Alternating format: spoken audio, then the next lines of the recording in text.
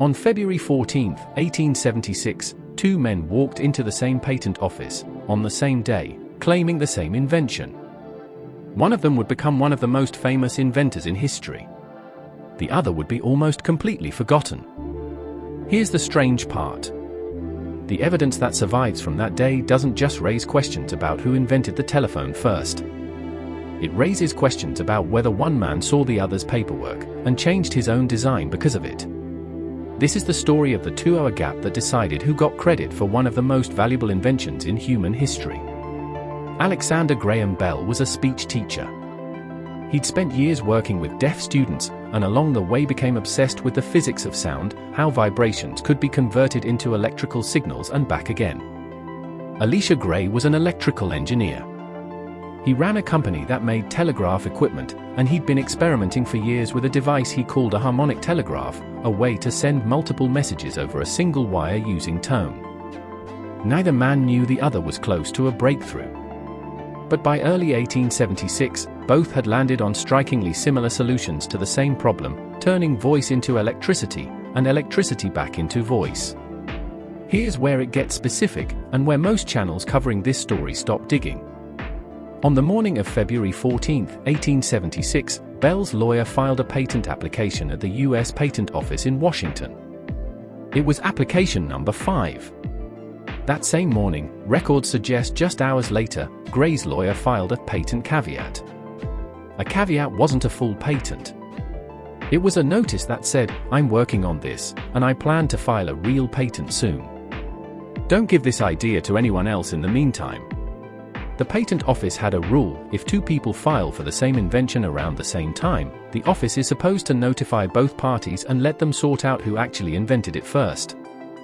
That process is called an interference. But that's not what happened here. Bell's application moved forward almost immediately.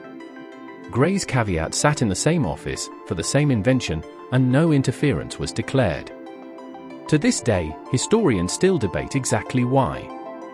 Now here's the part that turned this from a footnote into a controversy that's lasted 150 years. Bell's original patent application, as filed, described a liquid transmitter, a specific method using a wire dipped in acid to vary electrical resistance. It's a good idea on paper. But there's a well-documented problem: Bell's own notebooks show no evidence he had actually built and tested that exact design before filing.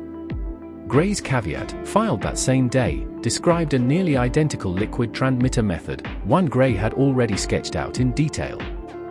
Then, 5 days after filing, Bell's notebook shows him building and successfully testing, for the first time, a liquid transmitter that closely matches what was in Gray's caveat. Bell's defenders point out he was legally allowed to view caveats filed the same day under patent office procedure at the time, and that parallel invention was common in this era of applied physics. Gray's defenders point out that's exactly the problem: allowed to view it doesn't mean the idea originated with Bell.